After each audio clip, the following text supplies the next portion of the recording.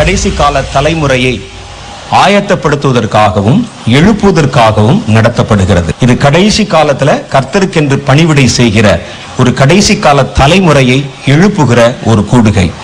இதுல கடைசி காலத்துல நமக்கு என்னென்ன பணிகள் இருக்கிறது, ஒவ்வொரு காலகட்டத்திலும் ஒவ்வொரு விதமான பணிகளை கர்த்தர் தம்முடைய பிள்ளைகளுக்கு வைத்திருந்தார். பழைய ஏற்பாட்டு காலத்தில் கர்த்தருடைய பிள்ளைகள் செய்த அந்த பணிவிடைகள் என்பது வித்தியாசமானது. புதிய ஏற்பாட்டு காலத்துல அவர்களுக்கு கர்த்தர் கொடுத்த அந்த பணிவிடைகள் என்பது வித்தியாசமானது.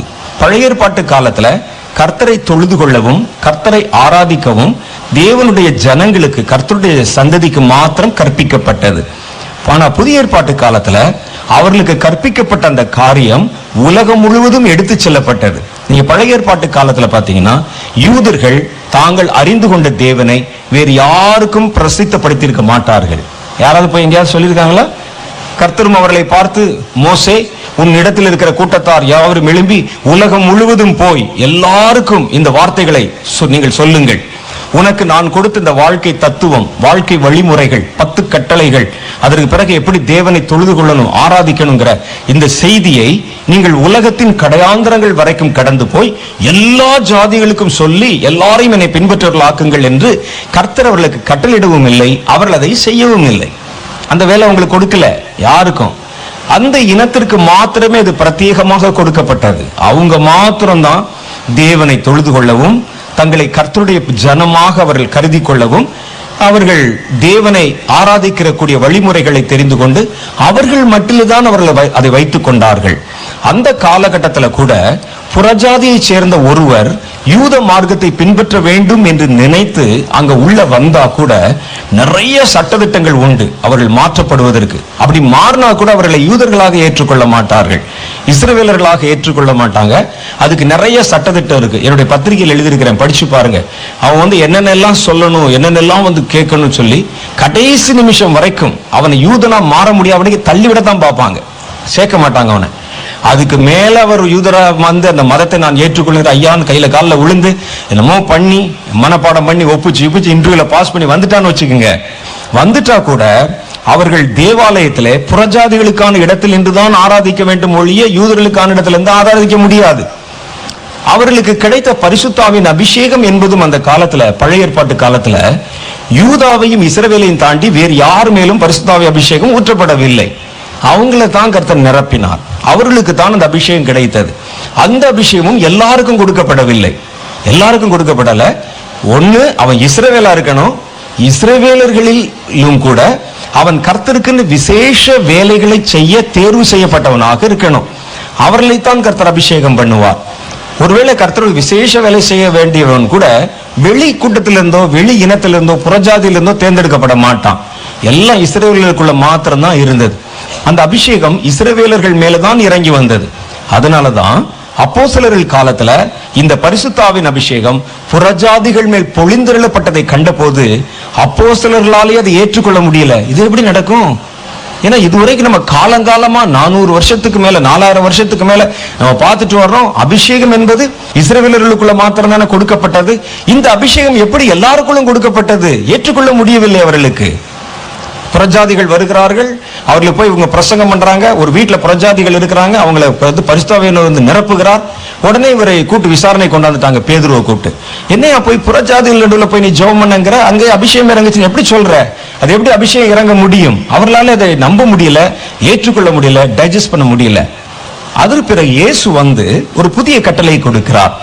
இந்த ராஜ்யத்தின் சுவிசேஷம் உலகம் முழுவதும் அறிவிக்கப்பட வேண்டும். நீங்கள் புறப்பட்டு போய் சகல ஜாதியாருக்கும் இதை சுவிசேஷமா அறிவித்து அவர்களை எனக்கு சீஷராக்குங்கள். அது இந்த 4000 வருஷ சரித்திரத்துல அவர்கள் யூதர்களை தாண்டி இது வெளியே வந்ததே கிடையாது. யாருக்கும் சொல்ல மாட்டாங்க, யாருக்கும் போய் சொல்லும்படிக்கு அவர்களுக்கு கட்டளையும் கொடுக்கப்படல. அதனாலதான் அவர்கள் யூதர்கள் கிறிஸ்தவ மார்க்கத்தை அவர்கள் ஏற்றுக்கொள்ள தயங்கினார்கள். இது தப்பான ஒரு போதனையாக இருக்குது. ஏன்னா 4000 வருஷம் நம்ம கடைபிடிச்சிட்டு வர்றோம். கர்த்தர் நமக்கு மாத்திரம் தான் சொந்தம் நினைக்கிறோம். எல்லாருக்கும் சொல்லணும்னு சொல்றாங்க, எல்லாருமேலே அந்த அபிஷேகம் இறங்குன்னு சொல்றாங்க. இந்த யோவேல் அதைத்தான் சொன்னார், கடைசி நாட்களில் மாம்சமான யாவர் மேலும் என் ஆவி ஊற்றுவேன். அப்படின்னா என்ன அர்த்தம்? இன்னைக்கு இதுக்கு அநேகர் வந்து தப்பான அர்த்தம் சொல்றாங்க. எல்லாரும் மேலேயும் ஊத்திடுவார் போல இருக்கு. எல்லாரும் மேலேயும் அர்த்தம் இல்ல. அவர் அந்த வசனத்தை சொன்ன பொழுது பரிசுத்தாவின் அபிஷேகம் என்பது யூதர்களுக்கும் இஸ்ரவேலர்களுக்கும் மாத்திரமே உரியதாக இருந்தது. அவர் சொன்னார், கடைசி நாள் வரும்பொழுது இந்த அபிஷேகம் எல்லாருக்கும் பொதுவாக வைக்கப்படும். யூதன், கிரேக்கன், ரோமானியன், யாரா இருந்தாலும், அமலேக்கியன், அம்மோனியன், யாரா இருந்தாலும் சரி, இந்தியன், யாரா இருந்தாலும், அதான் மாம்சமான எல்லாருக்கும் அந்த அபிஷேகத்தை பொதுவாக வைக்க போறேன் அப்படின்னு கர்த்தர் சொல்லி இருப்பதாக அதற்கு அர்த்தம். அப்போ ஒவ்வொரு காலகட்டத்திலும் ஊழியங்கள் வித்தியாசப்படுகிறது. பழைய ஏற்பாட்டு காலத்தில் அவர்கள் அந்த வார்த்தை எடுத்துக்கொண்டு போய் மற்றவர்களுக்கு சொல்லவில்லை.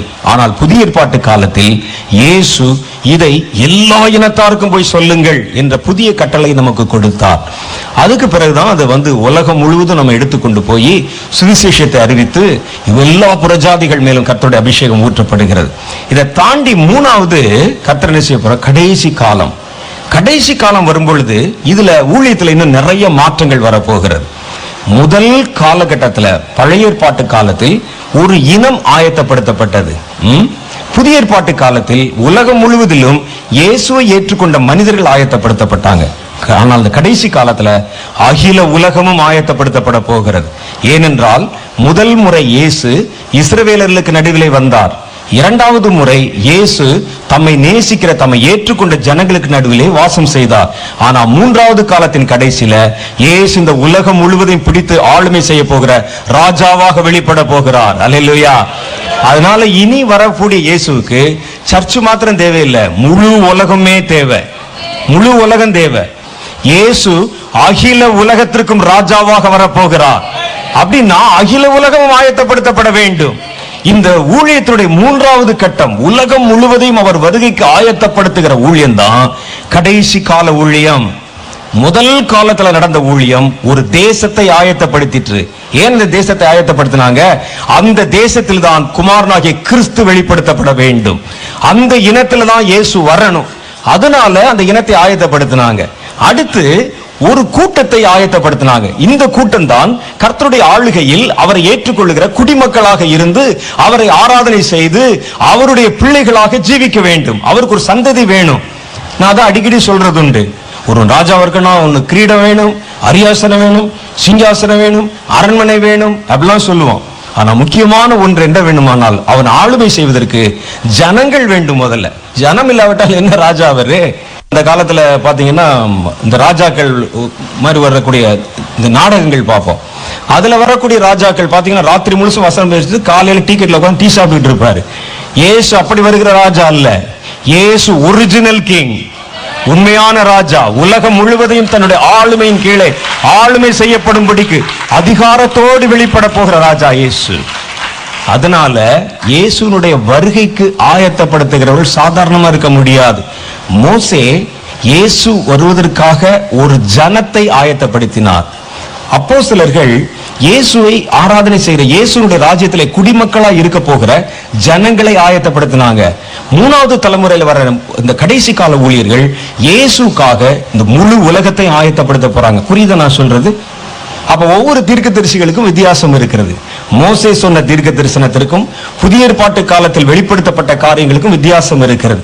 புதிய ஏற்பாட்டு காலத்தில் வெளிப்படுத்தப்பட்ட ஊழியர்களுக்கும் இனி வரக்கூடிய கடைசி காலத்தில் வெளிப்பட போகிற ஊழியர்களுக்கும் வித்தியாசம் இருக்கிறது.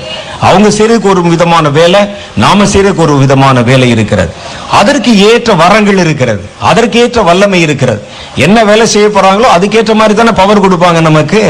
அந்த வேலைகளை கர்த்தர் நமக்காக வைத்திருக்கிறார். அதை நம்ம புரிஞ்சுக்கிறணும். அதை நம்ம புரிந்து கொண்டு அந்த ஓட்டத்திலே தொடர்ந்து ஓடணும்.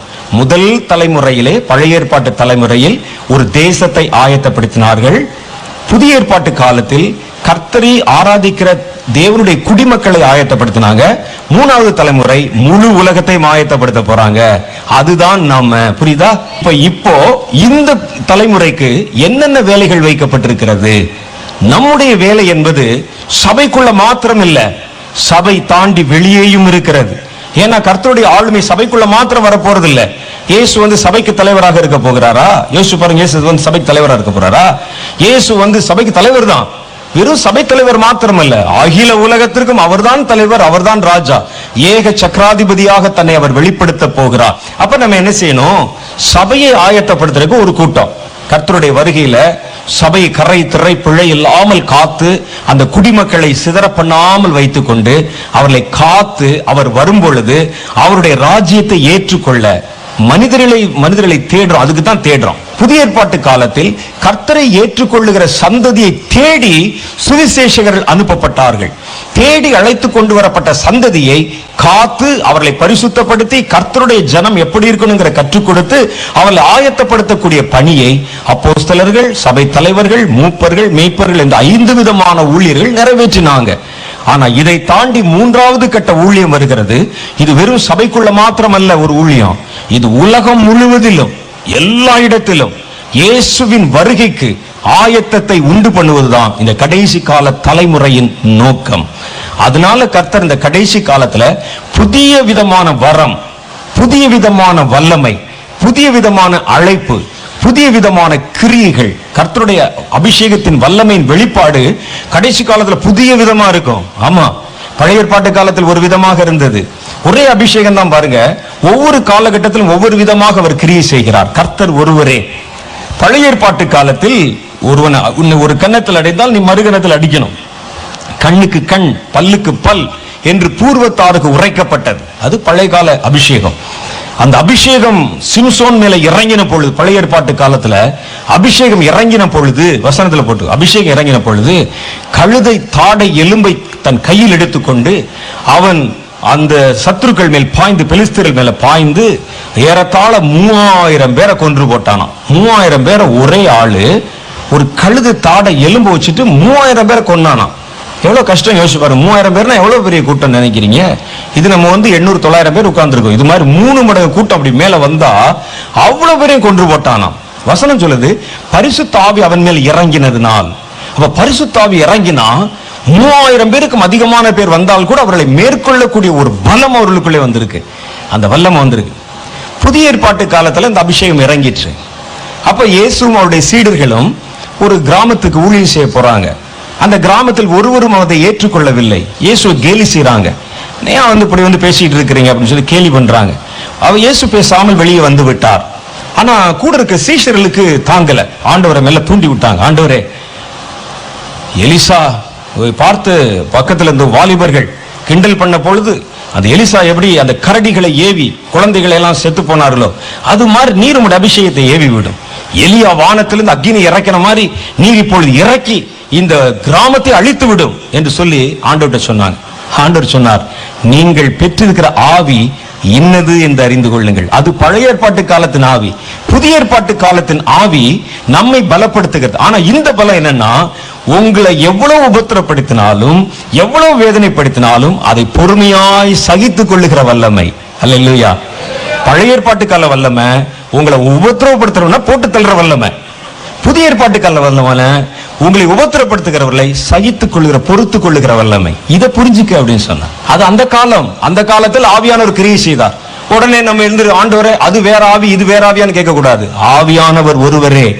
ஆனா ஆவியானவர் காலங்களுக்கு ஏற்றபடி செயல்படுகிற விதங்கள் வித்தியாசமானது.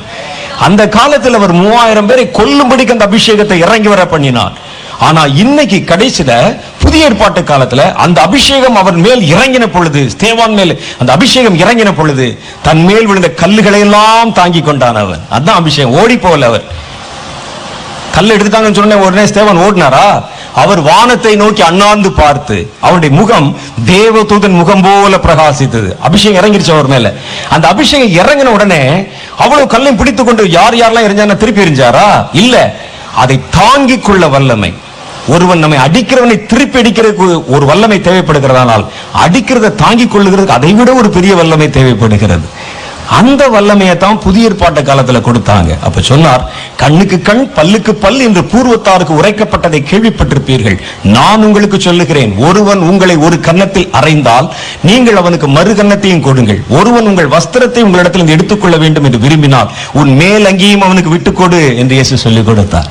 ஏன்னா இது புதிய ஏற்பாட்டு காலத்துல நீங்க வாழ வேண்டிய வழிமுறை. பழைய ஏற்பாட்டுக்கு மோசே அடிச்சாரே, எலியா அடிச்சாரே, எலிசா அடிச்சாரே நினைச்சு நீ செய்யாத. அது அந்த காலத்துல அந்த அபிஷேகத்தோட செயல்பாடு. இந்த காலத்துல இந்த அபிஷேகத்தோட செயல்பாடு. அப்ப ரெண்டு வித்தியாசமா தெரியுது பாத்தீங்களா? அது மாதிரி மூன்றாவது ஒரு காலம் வருகிறது. மூன்றாவது ஒரு காலம், கடைசி காலம். இந்த காலத்திலே அபிஷேகமானது எப்படி கிரியை செய்ய போகிறது? அந்த அபிஷேகம் இறங்கும் பொழுது நாம் எப்படி நடந்து கொள்ள வேண்டும்? அடிக்கணுமா, அடி வாங்கணுமா, அல்லது வேற ஏதாவது செய்யணுமா? இதெல்லாம் கற்றுக் கொடுக்கணும், இதெல்லாம் நம்ம தெரிந்து கொள்ளணும். ஏனென்றால் கடைசி கால தலைமுறை என்பது வித்தியாசமான ஒரு புதிய முறை ஊழியத்திற்காக அழைக்கப்பட்டிருக்கிற ஒரு அபிஷேகம் பண்ணப்பட்ட மனிதர்கள். அப்ப நமக்கு கர்த்தர் என்னென்னலாம் வச்சிருக்கிறார், நமக்கு என்னென்ன வேலைகள் வைத்திருக்கிறார், இதெல்லாம் நம்ம நன்றாக புரிந்து கொண்டு அதற்கு ஏற்ற மாதிரி நடக்கணும். சமீபத்திலே கர்த்தர் எனக்கு சில காரியங்களை வெளிப்படுத்தி பேசி கொண்டு வந்தார். சொன்னாரு, வானத்துல சில அடையாளங்கள், இப்பொழுதுதான் நிறைய அடையாளங்கள் காணப்படுகிறது. வானத்துல சத்தம் கேட்குதுன்னு சொல்றாங்க. நிறைய நீங்க போய் அந்த யூடியூப்ல போட்டு பாருங்க, அன்னோன் சவுண்ட்ஸ் வானத்துல கேட்கக்கூடிய. வானத்துல குதிரை ஓடுற சத்தம் கேட்குது, வானத்துல ராணுவங்கள் ஓடுகிற சத்தம் கேட்குது, ரத்தமாய் மாறின அந்த சந்திரன் குறித்து நிறைய யூடியூப்லாம் வச்சிருக்கிறாங்க. அது கர்த்தர் சொன்னாரு, கடைசி காலங்கள்ல வானத்திலே அடையாளங்கள் தோன்றும், அடையாளங்கள் தோன்றும். அடையாளங்கள் என்ற வார்த்தை நீங்க எடுத்து வச்சு பாருங்க. அடையாளம் என்றால் என்ன அர்த்தம்? ஏதோ ஒரு சம்பவத்திற்கு இது ஒரு அடையாளம், அப்படித்தான் அர்த்தம். அடையாளம்னா ஒரு நிகழ்வு அல்ல, வேற ஒரு சம்பவத்திற்கு இது ஒரு அடையாளம். அப்படி பேர் தான் அடையாளம் சொல்லுவோம் நம்ம, மார்க். எது அடையாளம் அப்படின்னா? அடையாளம்னா ஒரு நிகழ்ச்சியில வானத்திலே சில நிகழ்வுகள் தோன்றும் என்று சொல்லவில்லை, வானத்திலே சில அடையாளங்கள் தோன்றும். அடையாளங்கள் என்றாலே வேற ஒரு காரியத்திற்கு உண்டான அடையாளம். ஒரு மனுஷனுக்கு பாருங்க, திடீர்னு வாமிட் வருது, அல்லது அப்படியே காய்ச்சல் அடிக்குது. உடனே டாக்டர் பார்க்கிறார். டாக்டர் வந்து பார்த்துட்டு சொல்றாரு, நீங்க இந்த வாமிட் பண்ணது, இந்த காய்ச்சல் வந்ததெல்லாம் உங்களுக்கு உள்ளுக்குள்ள ஒரு பாதிப்பு உண்டா இருக்கிறது. இந்த பாதிப்புடைய அடையாளங்கள்.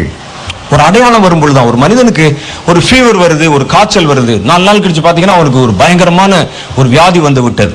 சொல்றாரு, முதல்ல உனக்கு காய்ச்சல் வந்துச்சுல, அது ஒரு அடையாளம். ஆனா அந்த அடையாளம் எதை காண்பிக்கிறது என்றால் வேற ஒரு நிகழ்ச்சியை காண்பிக்கிறது, வேற ஒரு நிகழ்ச்சியை காண்பிக்கிறதுக்கு இது ஒரு அடையாளம். ராமநாதபுரம் அப்படின்னு சொல்லி இந்த பக்கத்துல ஒரு அடையாளத்துக்கு ஒரு நேம் போர்டு வச்சிருக்கிறாங்கன்னு சொன்னா அது ராமநாதபுரம் அல்ல, அது காட்டுற இடம் தான் ராமநாதபுரம், தெரியுமா? அது மாதிரி ஒரு அடையாளம் வானத்தில் தோன்றுகிறதானால் அது எத்தனை முனை சம்பவங்களை அது கோர்க்கிறது அப்படின்னு கர்த்தர் சொல்லி கொடுத்தார். ரொம்ப ஆச்சரியமா இருந்தது. அது எத்தனை முறை வானத்துல ஒரு அடையாளம் தோணுது, வானத்துல ஒரு ட்ரம்பட் தோணுது, அல்லது வானத்துல ஒரு ரத்த சந்திரன் தோணுது அப்படின்னு சொன்னா அது அடையாளம். இந்த அடையாளம் மையப்படுத்துகிற முக்கிய சம்பவங்கள் என்ன, அதை கீழே நீங்க தேடணும். அப்படி வானத்தை பார்த்து ஆண் உட்கார்ந்துட கூடாது, ஓ ரத்த சந்திரன் வந்தது அப்படின்னு சொல்லக்கூடாது. அது எதை அடையாளப்படுத்துகிறது? அது வந்ததுன்னா கீழே என்ன நடக்கும், அது எந்தெந்த இடத்துல லிங்க் இருக்கு, அதை நம்ம பார்க்கணும். அது வந்தால் எருசலேமிலே என்ன நடக்க போகிறது, அதுக்கு ஒரு அடையாளம் இருக்குது. புறஜாதிகளுக்கு நடுவில் என்ன நடக்க போகுது, அதுக்கு ஒரு அடையாளம் இருக்கிறது. ஆவிக்குரியவர்களுக்கு நடுவிலே என்ன நடக்க போகிறது, அதுக்கு ஒரு அடையாளம் இருக்குது. இவைகளை, இந்த நிகழ்வுகளை ஒரு அடையாளத்தின் மூலம் காட்டுறதுக்கு தான் ஒரு சைன், ஒரு அடையாளத்தை கர்த்தர் வந்து வைக்கிறார். நீங்கள் அடையாளத்தை பார்த்தே ஆச்சரியப்பட்டு இருக்க கூடாது. அந்த அடையாளம் அடையாளப்படுத்துகிற நிகழ்ச்சி என்ன என்பதை குறித்து நீங்கள் யோசிக்கணும். அது யார் யோசிப்பது, யாருக்கு அது தெரியும்? அதற்கு தான் கர்த்தர் தீர்க்கதரிசிகளை எழுப்புகிறார். உனக்குள்ள கர்த்தர் தர்ற அந்த கடைசி கால அபிஷேகம் என்பது அடையாளத்தை பார்த்து விட்டு வியந்து கைதட்டிட்டு போறதா இருக்காது. அந்த அடையாளம் சுட்டி காண்பிக்கிற சம்பவங்கள் என்ன என்பதை வெளிப்படுத்தி காண்பிக்கிறதாக இருக்கணும். அதுதான் இந்த அனுபவம். அப்ப ஆண்டவர் சொன்னார், 7 நல்ல சம்பவங்கள், 7 பெரிய சம்பவங்கள் இந்த உலகத்துல, 7 நெகட்டிவான சம்பவங்கள் இந்த உலகத்துல அடுத்து நடக்க போகுது. அதற்கு முன்பாக 7 அடையாளங்கள் தோன்ற போகுது. வானத்துல இல்ல, அது எங்க எனக்கு தெரியாது, 7 அடையாளங்கள் தோன்ற போகுதுன்னு சொல்லி கர்த்தர் அதை பற்றி தான் பேசிட்டு இருக்கிறார். நாளை காத்திருந்த பொழுது கர்த்தர் பல காரியங்களை பற்றி பேசிக் கொண்டிருக்கிறார். அதாவது மிக முக்கியமா ரொம்ப ஆச்சரியமா இருந்தது, என்ன ஆண்டவரே இவ்வளவு சம்பவம் இருக்குதா, இவ்வளவு காரியங்கள் இருக்கிறதான்னு. அதெல்லாம் நம்ம கால்குலேட் பண்ணணும். தானியேல் புஸ்தகத்துல தானியேல் உட்கார்ந்து எரேமியாவின் புஸ்தகத்தில் சொல்லப்பட்ட தீர்க்க தரிசனத்தை வைத்து கணக்கு போட்டுட்டு இருந்தாராம். எந்த காலத்துல எருசலேம் நமக்கு திரும்ப கிடைக்கும், அப்ப அந்த தீர்க்க தரிசனங்களை வச்சு கால்குலேட் பண்ணிட்டு இருந்தாராம். எப்ப நடக்கும், இந்த சம்பவம் வந்துருச்சு, இந்த சம்பவம் வந்துருச்சு, இந்த வசனத்துல இது நடந்துருச்சு, இது வந்துருச்சு, அப்ப எங்க வருது அப்படின்னு சொல்லி கணக்கு போட்டாங்களாம். அந்த மாதிரி வசனத்தை உட்கார்ந்து நீங்கள் ஆராய்ந்து பார்க்கும் பொழுது அதற்குள் மறைந்திருக்கிற காலங்களின் ரகசியத்தை கர்த்தர் நமக்கு வெளிப்படுத்தி காண்பிப்பார். வேறொரு தலைமுறையை உருவாக்கவும், கர்த்தருடைய வருகைக்கு பூமியை ஆயத்தப்படுத்தவும், கர்த்தருடைய வருகைக்காக ஜனங்களை ஆயத்தப்படுத்தவும், ராஜாதி ராஜாவாக கர்த்தரை கொண்டு வந்து அமர பண்ண பாதைகளை கர்த்தருக்கு செவ்வாய் பண்ணவும் தான் கர்த்தராகிய தேவன் நம்மை அபிஷேகம் பண்ணி இருக்கிறார். சும்மா நாளாந்தரமான ஏழாந்தரமான கீழ்த்தரமான தரிசனங்கள் நமக்கு தேவையில்லை. தேசங்களை கலக்கணும், தேசங்களுக்கு வார்த்தைகள் புறப்படணும். கர்த்தர் சொன்னார், நான் வர்றதுக்கு முன்னால வனாந்தரத்திலே கூப்பிடுகளுடைய சப்தம் உண்டாகும். யோவான் அந்த சப்தமாயிருக்கிறான், அவன் எனக்கு பாதைகளை செவ்வை பண்ணுவான் என்று. இனி கர்த்தர் வரும்பொழுது இந்த உலகத்தை செவ்வை பண்ணணும், உலகம் முழுவதும் அவருக்கு பாதையை செவ்வை பண்ணணும். அதுக்கு தான் கர்த்தர் நம்ம வச்சிருக்கிறார் ஒழிய இதை காண்பித்து மற்றவர்களை மிரட்டவோ, சபைகளை தடுமாற பண்ணவோ, விசுவாசிகளை குழப்பவோ, வேதனைப்படுத்தவோ கர்த்தர் இப்படிப்பட்ட வரங்களை தருவதில்லை. அதை நீங்க முதல்ல புரிஞ்சுக்கிறணும். அப்ப கர்த்தர் நமக்கு எதற்காக இந்த வரத்தை, இந்த காரியங்களை நமக்கு தந்திருக்கிறார்? கடைசி காலத்துல என்னென்ன விதமான காரியங்களை கர்த்தருடைய ஆவியானவர் பூமியிலே செய்து கொண்டிருக்கிறார், இதை பார்க்கக்கூடிய பிரகாசமான மனக்கண்கள் நமக்கு வேண்டும். கடைசி கால வெளிப்பாடுகள், கடைசி காலத்தை குறித்த வெளிப்பாடு, கடைசி காலத்தில் வாழ வேண்டிய வழிமுறைகளை குறித்த வெளிப்பாடு, கடைசி காலத்தில் செய்ய வேண்டிய வேலைகளை குறித்த வெளிப்பாடு, கடைசி காலத்தில் செய்ய வேண்டிய காரியங்களை குறித்து நம்ம செய்ய வேண்டிய காரியங்கள், இதெல்லாம் நம்ம நன்றாக புரிந்து கொண்டுதான் கடைசி காலத்தில் செயல்படணும். அப்படிப்பட்டவரை தான் கர்த்தர் பயன்படுத்துவார்.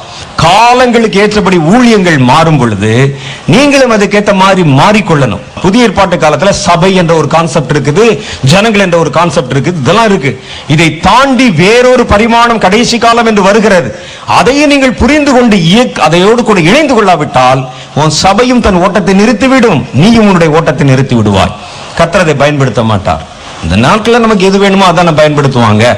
யோசிச்சு பாருங்க, அந்த காலத்துல வீட்டுல அம்மி வச்சிருந்தோம், ஆட்டுக்கல் வச்சிருந்தோம், அம்மியில தான் போட்டு இந்த முளை அழகா வச்சு சரசரம் அரைச்சிக்கிட்டு இருந்தோம்.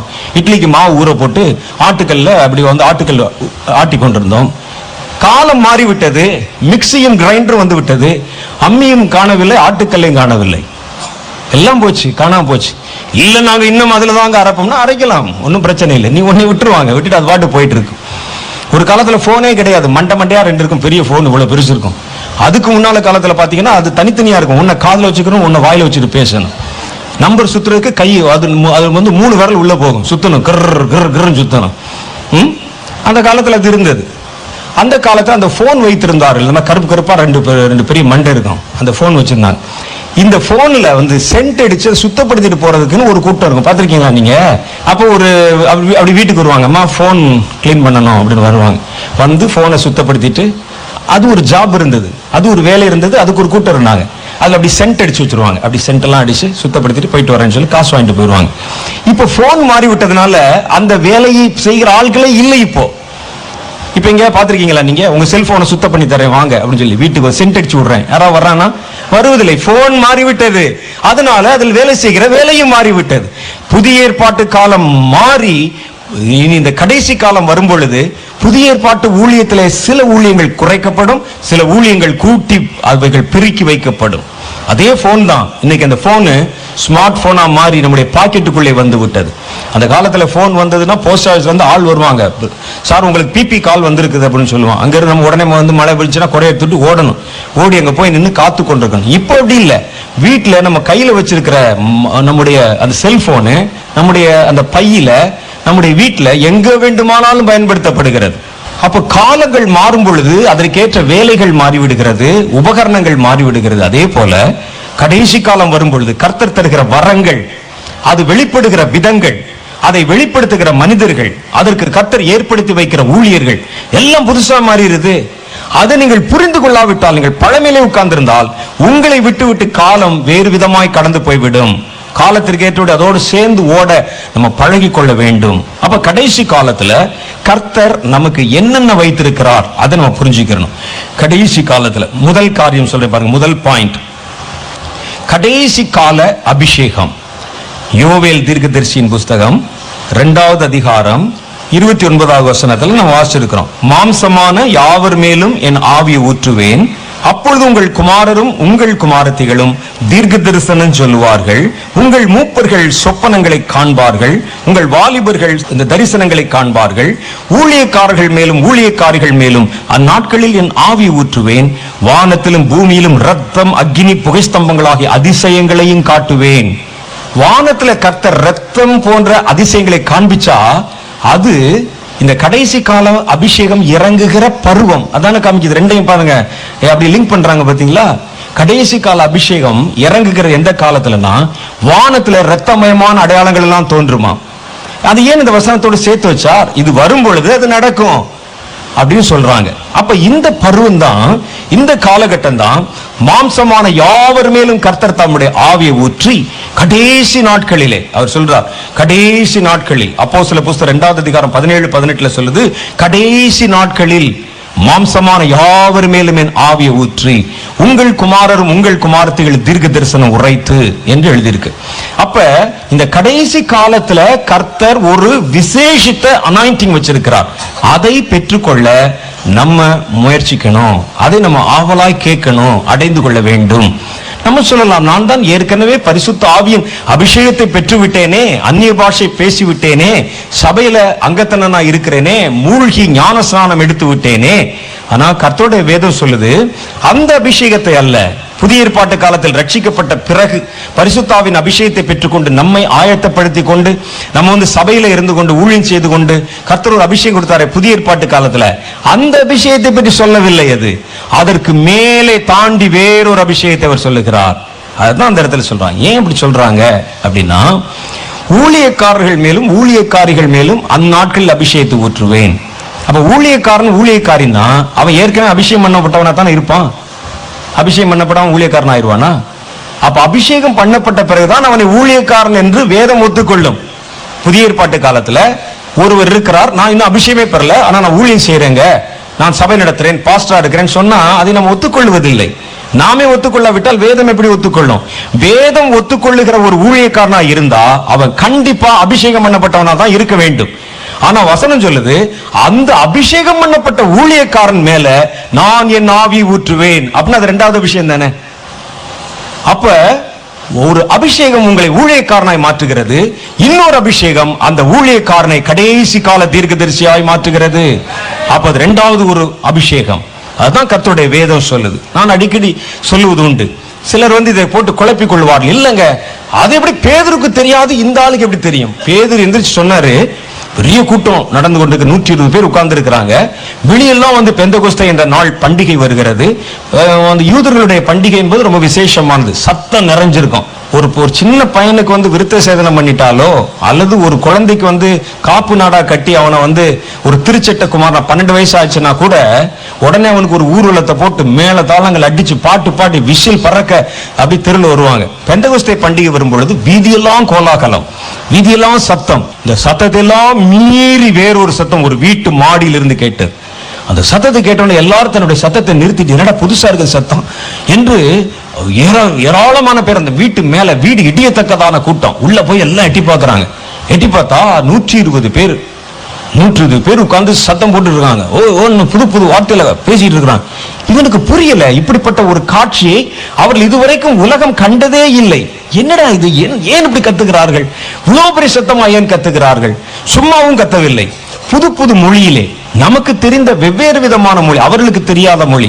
ஒருத்தன் பெர்ஷியன் மொழியில பேசுறான், ஒருத்தன் ஹிந்தியில பேசுறான், ஒருத்தன் மலையாளத்துல பேசுறான். எல்லாம் ஆளாளுக்கு வெவ்வேறு மொழிகளில் தேவனுடைய நாமத்தை அவர்கள் துதிக்க கேட்கிறோமே என்று சொல்லி எல்லாரும் ஆச்சரியத்தோட ஒருவரோடு பேசிட்டு இருந்தாங்க.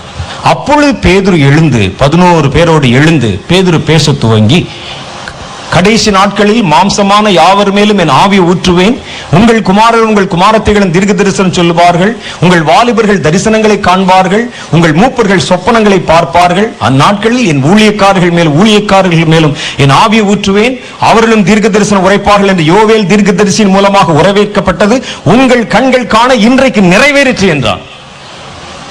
சொன்ன எல்லாருக்கும் ஆச்சரியம். அவன் என்ன யோவேல் படிச்சானு தெரியல, எல்லாரும் அதை கேட்டாங்க.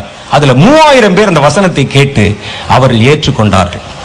அப்ப அவங்க சொல்றாங்க, யோவேல் காலத்துல சொன்ன அந்த தீர்க்க தரிசனம் தான் இன்னைக்கு அது நடந்துகிட்டு இருக்குது, அது நடக்குது, உங்கள் கண்கள் காண நடக்குது அப்படின்னு சொன்னாங்க.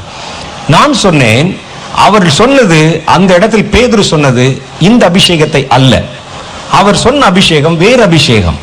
அது கர்த்தர் சொன்ன வாக்குத்தத்தம் பண்ணப்பட்ட அபிஷேகம். வாக்குத்தத்தம் பண்ணப்பட்டது, உங்கள் மேல் இறங்கி வரும் வரைக்கும் நீங்கள் எருசலேமை விட்டு நீங்காமல் இருங்கள் என்று கர்த்தர் சொல்லி இருக்கிறார். ஏன்னா கர்த்தர் அந்த அவர்கள் மேல் ஊற்றின அந்த அபிஷேகத்துல அந்த அபிஷேகம் இறங்கின பொழுது அந்த அபிஷேகம் எல்லாரையும் தீர்க்கதரிசிகளாய் மாற்றவில்லை. அவர்கள் அந்நிய பாஷை பேசினாங்க, யாரும் தீர்க்க தரிசனம் சொல்லல. ஆனா இங்கே சொல்லுது, அந்த மாம்சமான யாவர் மேல ஆவி இறங்கும் பொழுது உங்கள் வாலிபர்கள் தரிசனங்களை பார்க்கணும், மூப்பர் சொப்பனங்களை பார்க்கணும், குமாரர்களும் குமாரத்திகளும் தீர்க்க தரிசனம் உரைக்கணும். அந்த அபிஷேகம் இறங்கின பொழுது அவர்கள் அந்நிய பாஷையில பேசினாங்க, யாரும் ஒரு தீர்க்க தரிசனம் உரைக்கலையே. இதுல பாருங்க, எல்லாரும் தீர்க்க தரிசனம் உரைப்பார்கள், தரிசனங்களை பார்ப்பார்கள், சொப்பனங்களை காணும், அப்படிதானே சொல்லி இருக்கு. யாரும் அதை செய்யலையே. மாறாக அந்த அபிஷேகம் இறங்கின பொழுது இதில் சொல்லப்படாத 9 வரங்களால் அவர்கள் நிரப்பப்பட்டார்கள். ஆவிகளை பகுத்தறியும் அறிவு, அப்புறம் ஞானத்தை போதிக்கும் வசனம், விசுவாசம், குணமாக்கும் வரங்கள், அந்நிய பாஷை பேசுவது, அந்நிய பாஷைக்கு வியாக்கியானம் கொடுப்பது, தீர்க்க தரிசனம் உரைப்பது என்ற 9 விதமான வரங்களில் நிரப்பப்பட்டாங்க. ஆனா யோவேல் மூலம் உரைக்கப்பட்ட இந்த அபிஷேகத்துல 9 வரங்கள் அல்ல, ஒரே ஒரு வரம் தான் சொல்லப்பட்டிருக்கிறது. அது தீர்க்க தரிசன வரம். அப்ப இது கர்த்தர் சொன்ன இந்த கடைசி காலத்துல வரணும். இதை தாண்டி வேறொரு அடையாளத்தையும் கர்த்தர் எனக்கு காண்பித்தார். அவர் சொன்னார், யோவேல் புஸ்தகத்துல 2வது அதிகாரத்துல 29 வசனத்துல ஆரம்பிக்குது. அதுக்கு மேல உண்டான 2 வசனங்களை நீ படிச்சு பார்த்தா இந்த அபிஷேகம் எந்த நாளில் பொழியும் என்பதை குறித்த கால குறிப்பு சொல்லப்பட்டிருக்கிறது. நீங்கள் சம்பூர்ணமாய் சாப்பிட்டு, அது யாரை பார்த்து சொல்றாரு? யூதர்களை, இஸ்ரவேலர்களை பார்த்து சொல்றாங்க. திருப்தி அடைந்திருப்பீர்கள், உங்களை அதிசயமாய் நடத்தி வந்த உங்கள் தேவனாகிய கர்த்தருடைய நாமத்தை துதிப்பீர்கள், உங்கள் ஜனங்கள் ஒருபோது வெட்கப்பட்டு போவதில்லை. இஸ்ரவேலின் நடுவிலே இருக்கிறவர் என்றும், நான் இஸ்ரவேல் நடுவிலே இருக்கிறவர் என்றும், நானே உங்கள் தேவனாகிய கர்த்தர், நானே உங்கள் தேவனாகிய கர்த்தர், வேறு ஒருவர் இல்லை என்றும் அறிந்து கொள்வீர்கள். என் ஜனங்கள் ஒருபோது வெட்கப்பட்டு போவதில்லை. அதற்கு பின்பு நான் மாம்சமான யாவர் மேலும் என் ஆவியை ஊற்றுவேன். இதெல்லாம் நடந்த பிறகு இஸ்ரவேலர்கள் சாப்பிட்டு திருப்தி அடைந்து சந்தோஷமா வாழ்க்கை வாழ்ந்து கொண்டிருக்கிற காலகட்டத்துல அதெல்லாம் உங்களுக்கு நான் செஞ்ச பிறகு, இதற்கு பிறகு அந்த 2 வசனத்துக்கு இடையில எங்க லிங்க் இருக்கு பாருங்க. அதற்கு பிறகு நான் மாம்சமான யாவர் மேலும் என் ஆவி ஊற்றுவேன். ஆனா பேதுரு காலத்தில் அந்த அபிஷேகம் ஊற்றப்பட்ட பொழுது இஸ்ரவேலர்கள் அடிமைத்தனத்திலே இருந்தார்கள். ரோமர்கள் அவர்களை ஆட்சி பண்ணி கொண்டிருந்தார்கள். அவர்கள் புசித்து குடித்து திருப்தி அடைந்திருக்கவில்லை. தங்களை தாங்களே அவர்கள் ஆளுகை செய்து கொள்ளவில்லை. அவர்கள் சிதறி போகிறவர்களாக இருந்தார்கள், கதறிக்கொண்டிருக்கிறவர்களாக இருந்தார்கள். அந்த காலகட்டத்தில் தான் இந்த அபிஷேகம் இறங்கிச்சு. ஆனா கர்த்தர் சொல்றாரு, நான் அவர்களுக்கு ஒரு சுய தேசத்தை தருவேன். உன் பிரயாசத்தை நீயே சாப்பிடுவ, நீயே புசித்து குடித்து திருப்தி அடைஞ்சிருப்ப. ஒரு தேசம் உனக்கென்று கொடுக்கப்படும், உன்னை நீயே ஆளுமை செய்து கொள்ளுவாய், உன்னை நான் விசாலத்தில் வைப்பேன். இவைகளை செய்து முடித்த பிறகு மாம்சமான யாவர் மேலும் என் ஆவி ஊற்றுவேன். அல்லேலூயா. அவ கர்த்தர் அந்த முதல் காலத்துல அந்த அபிஷேகத்தை ஊற்றும் பொழுது இஸ்ரவேலருடைய கை கட்டப்பட்டிருந்தது. ரோமர்கள் அவர்களை ஆட்சி செய்து கொண்டிருந்தார்கள். இவர்கள் ஒரு அடிமைகளாக அந்த தேசத்துல இருந்து கொண்டிருந்தார்கள். அப்ப கர்த்தருடைய அபிஷேகம் அந்த நேரத்துல இறங்காது. 1948வது வருஷத்துல தான் கர்த்தர் அவர்களுக்கு சுய தேசத்தில் அவர்களை கொண்டு வந்து சேர்த்தார். நீங்க ரோம்ல பாத்தீங்களே, இயேசுநாதர் காலத்துல பாத்தீங்களே, அப்ப இருந்து அவர்கள் அடிமையா தான் இருந்தாங்க. அதுக்கு பிறகும் அவர்களுடைய கைகளில் ஆட்சி கிடைக்கவில்லை. சிதறடிக்கப்பட்டார்கள், சிதறி ஓடினார்கள், எல்லா நாடுகளிலும் போய் அலைந்து திரிந்தார்கள். 48வது வருஷத்துல தான் இஸ்ரவேல் என்ற ஒரு தனி தேசம் உருவாக்கப்பட்டது. அதுக்கு பிறகு அவர் அந்த தேசத்தை சீரமைத்தார்கள். இன்னைக்கு இஸ்ரவேல் சாப்பிட்டு திருப்தி அடைந்திருக்கிற இந்த காலகட்டத்தில் இதெல்லாம் செய்து முடிச்ச பிறகு மாம்சமான யாவர் மேலும் என் ஆவி ஊற்றுவேன். அவர் சொன்ன காலம் இதுதான். அது நம் கண்கள் காண அந்த கடைசி காலம் இப்பொழுது வந்திருக்கிறது. அதனாலதான் சொல்றோம், பேதுரு எழுந்து சொன்னது அது அல்ல. அவர் சொன்ன அபிஷேகம் என்பது வேறு. அது புதிய ஏற்பாட்டு காலத்தில் திருச்சபைகளை உருவாக்கவும், கர்த்தருடைய சுவிசேஷத்தை உலகம் முழுவதும் எடுத்துச் செல்லவும் கர்த்தராகிய இயேசு கிறிஸ்துவினால் வாக்குத்தத்தம் பண்ணப்பட்ட அபிஷேகம். அபிஷேகத்தை மாத்திரம் நீங்க பார்க்க கூடாது, அந்த அபிஷேகத்தினால் உண்டாகிற தன்மை, அந்த அபிஷேகம் எப்பொழுது வரும் என்கிற கால குறிப்பு, இதெல்லாம் சேர்த்து பார்க்கணும். அப்பதான் இந்த அபிஷேகமா அந்த அபிஷேகம் என்று நம்ம புரிந்து கொள்ள முடியும். இப்ப நீங்க சொல்லுங்க, பேதுரு சொன்ன அபிஷேகமும் யோவேல் சொன்ன அபிஷேகமும் ஒன்றா? இல்ல. இது வேறு அது வேறு, அதை நாம் விளங்கிக் கொள்ளுகிறோம். அப்படியானால் கர்த்தர் கடைசி நாட்களில் ஒரு விசேஷமான மேலான முக்கியமான வேறொரு அபிஷேகத்தை நமக்கென்று வைத்திருக்கிறார். அப்ப அதை நம்ம பெற்றுக்கொள்வதற்கு அழைக்கப்படுகிறோம். இந்த அபிஷேகம் கடைசி கால தலைமுறையின் மேல் இறங்கி வந்த உடனே அது உங்கள் குமாரரையும் குமாரத்திகளையும் தீர்க்கதரிசிகளாய் மாற்றுகிறது, வாலிபர்களை தரிசனம் காண்கிறவர்களாய் மாற்றுகிறது, மூப்பர்களை சொப்பனம் பார்க்கிறவர்களாய் மாற்றுகிறது, ஊழியக்காரர்கள் யாவரையும் அது தம்முடைய தீர்க்க தரிசன வல்லமையினால் நிரப்பி மூடிக்கொள்ளுகிறது. இதை நம்ம சுதந்திரமாக பெற்றுக்கொள்ள வேண்டும். ஏன் கர்த்தருக்கு இவ்வளவு தீர்க்கதரிசிகள் தேவைப்படுறாங்கன்னா, அவ்வளவு தீர்க்கதரிசிகள் செய்வதற்குண்டான வேலைகள் கடைசி காலத்திலே வைக்கப்பட்டிருக்கிறது. புதிய ஏற்பாட்டு காலத்தில் 5 ஊழியர்களிலே ஒருவன் தீர்க்கதரிசியாக இருந்தான். ஆனா கடைசி காலத்துல 5 பேருமே தீர்க்கதரிசியாக இருப்பாங்க. எல்லா ஊழியக்காரரும் தீர்க்கதரிசியாக இருப்பாங்க. ஆனால் அந்த தீர்க்கதரிசிகள் என்பவர்கள் நீங்க நினைக்கிற மாதிரி வேலை செய்ய மாட்டாங்க. ஒருத்தருக்கு ஒருத்தர் தீர்க்க தரிசனம் சொல்லிக் கொண்டு அப்படி இல்லை. இவர்களுக்கு கர்த்தர் தீர்க்கதரிசிகள் செய்கிற வேறு சில கடமைகளை, வேறு சில வேலைகளை வைத்திருக்கிறார். இரண்டாவது காரியம் பாருங்க, வெளிப்படுத்தின விசேஷம் 1வது அதிகாரம் 1வது வசனம், வெளிப்படுத்தின விசேஷம் 22வது அதிகாரம் 6வது வசனம். இவைகள் நீங்க படிச்சு பார்த்தீங்கன்னா அவர் சொல்றாரு, கடைசி காலத்துல கர்த்தர் தம்முடைய ஜனங்களுக்கு வெளிப்படுத்த போகிற காரியங்களை பற்றி, சீக்கிரத்தில் சம்பவிக்க வேண்டியவைகளை தம்முடைய ஊழியக்காரருக்கு காண்பிக்கும் பொருட்டு தேவன் இயேசு கிறிஸ்துக்கு ஒப்புவித்ததும், இவர் தம்முடைய தூதனை அனுப்பி தம்முடைய ஊழியக்காரனாகிய யோவானுக்கு வெளிப்படுத்தினதுமான விசேஷம். முதல்ல பிதாவானவர், இது நமக்கு சாதாரண ஒரு இன்ட்ரோ சொல்ற மாதிரி சொல்லியிருக்கு. அதை நீங்க கொஞ்சம் அப்படி நல்ல பகுதியா பிரிச்சு பாத்தீங்கன்னா தான் என்ன சொல்ல வர்றாங்கன்னு தெரியும். பிதாவானவர் குமாரனிடத்திலே கடைசி காலத்தில் நடக்க போகிற, நிகழ போகிற காரியங்களை குறித்த ஒரு வெளிப்பாடு அடங்கின ஒரு புஸ்தகத்தை, ஒரு புஸ்தக சுருள குமாரனை கூப்பிட்டு கொடுத்தார். இந்தாப்பா, இதை உன் கையில கொடுக்கிறேன். இந்த குமாரன் அதை யோவான் கைகளிலே ஒரு தூதனை அனுப்பி யோவானிடத்திலே கொடுத்தார். யோவானிடத்தில் எதற்கு கொடுத்தார் என்ற கேள்விக்கு விட முதல்ல இருக்கு, அவர் தம்முடைய ஊழியக்காரருக்கு நடக்க போகிறதை காண்பிக்கும் பொருட்டு. அப்ப கர்த்தர் கடைசி காலத்துல தம்முடைய ஊழியக்காரர்களும் தம்முடைய ஜனங்களும் கடைசி காலத்தில் நடக்க போகிற நிகழ்வுகளை குறித்த தெளிவான தரிசனத்தை உடையவர்களாக இருக்க வேண்டும் என்று அவர் விரும்புகிறார். புரியுதா? கர்த்தர் சொன்னார், கடைசி காலத்தில் வாழ்கிற தலைமுறை, கடைசி காலத்தில் கர்த்தர் செயல்படுகிற ஒவ்வொரு செயல்களையும் நீங்கள் விளங்கிக் கொள்ளும் பொருட்டே அவர் அதை வெளிப்படுத்தி இருக்கிறார். அப்படின்னா நீங்க கடைசி காலத்துல கர்த்தர் செய்ய போகிற அவருடைய நிகழ்வுகளை குறித்த தெளிவான அறிவும் வெளிப்பாடும் உடையவர்களாய் இருக்க வேண்டும் என்பதே உங்களை குறித்த பிதாவின் சித்தமாய் இருக்கிறது.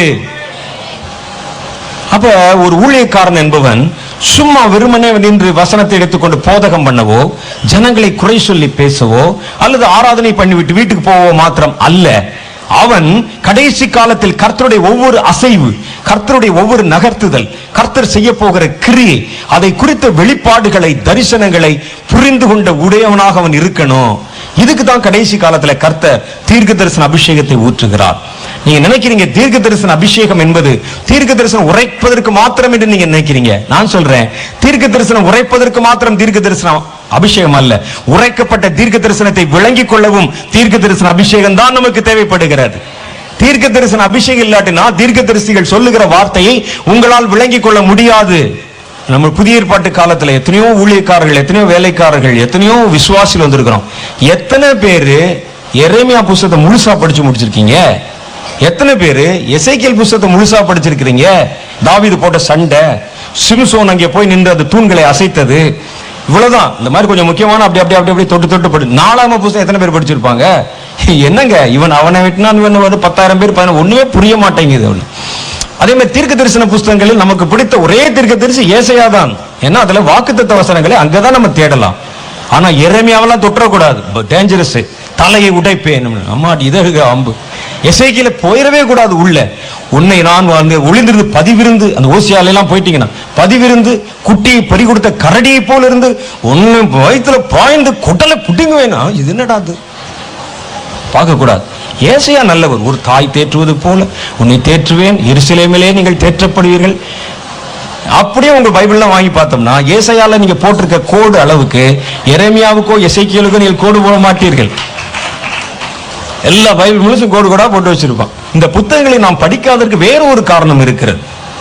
என்னன்னா, இந்த புத்தகங்களை படித்தால் அது நமக்கு புரிவதில்லை. புரியறதில்லை, என்ன சொல்ல வர்றாங்கன்னு புரியாது. திடீர்னு ரத்தமா மாறுதுங்கிறாங்க. வெளிப்படுத்த விசேஷம் பாருங்க, கோர்வையா இருக்காது, தனித்தனி சம்பவம் தனித்தனி இடமா இருக்கும்.